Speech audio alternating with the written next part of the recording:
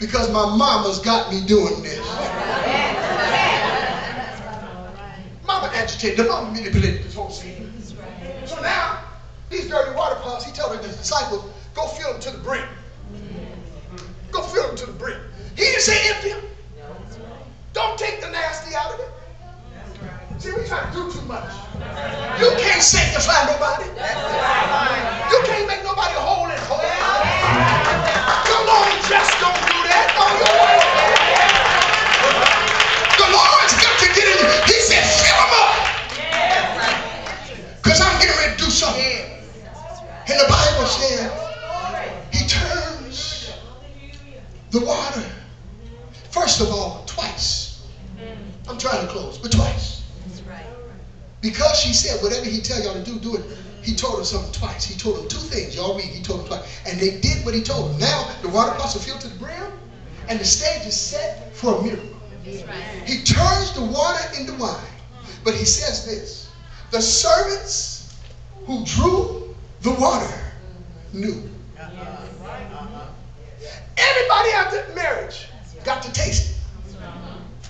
But only those who drew the water knew where it came from. The governor said, man, come here, this is your party, this is your marriage. What in the world are you doing serving the best wine now? Don't you know that people serve the bad stuff first, so when folk get drunk, you can put away the good stuff?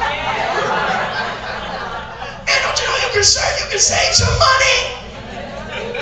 He said, this don't make no sense. He said, another thing that's blowing my mind about this wine, I have never tasted nothing like this in my life.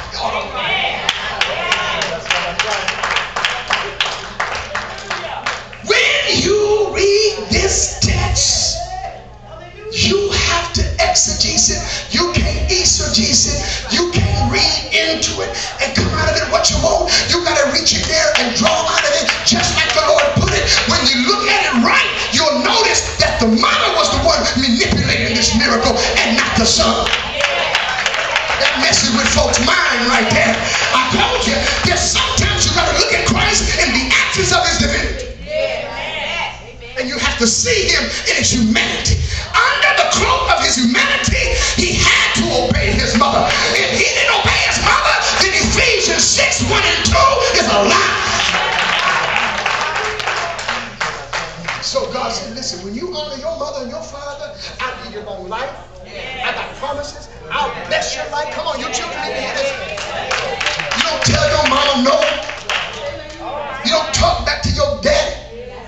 You think you're going against them, you're going against the Lord. And this ain't just some of the young ones, this some of you old folk too. That's still your mama. I don't care if she's drunk, high, pushing a cart down the street, talking to herself. That's still your mama. Y'all ain't gonna hear it. And you better love her.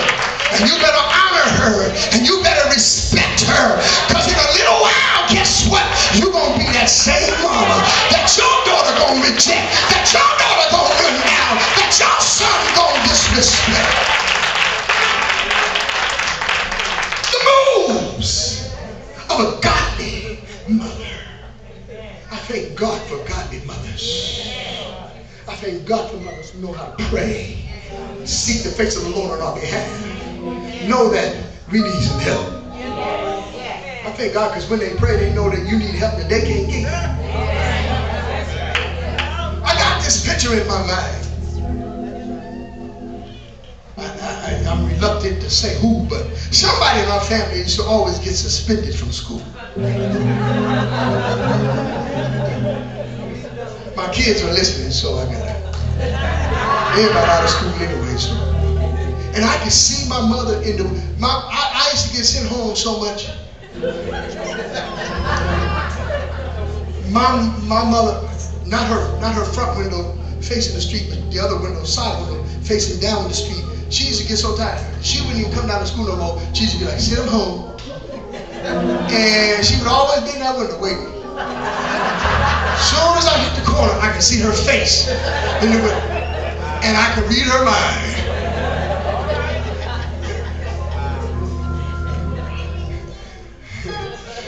And you know me, I was walking home, so I already had my story figured out. They lying on me, Mama. I ain't do that. Mama, I ain't do that time. The other 175, I did it. But this 176 isn't mine, Mama. Why you hit that boy? Mama, because he was going to hit me first. I had to hit him. Always coming home, getting sick home. My mother has come out of school all the time. When I got older, I understood all that I took her through. After she done raised me, clothed me, fed me, prayed for me, helped me. I do got something against you though, Mama. One time I broke my thumb. You didn't take me to the doctor. You said, oh, you'll be all right, right?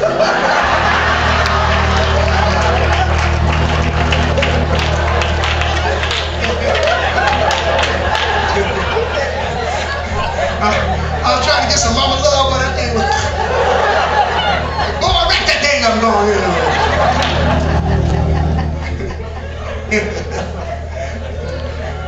Love you. It's a beautiful thing to have your mother. To enjoy her. Your children get to meet their grandmother, and in some cases your grandfather. I never met mine. It's a blessing. Your grandparents to have your grandchildren, that's a blessing. It's a blessing. Don't let nobody tell you different. So I thank God for my mother. I thank God for mothers. I appreciate you. I know what you go through when Daddy give up on you. You know, our favorite word is, I'm going to put you out. And Mama be behind. Tell us, I'll put you out too. 2 hours later going looking for, come on, man, you know how this meeting.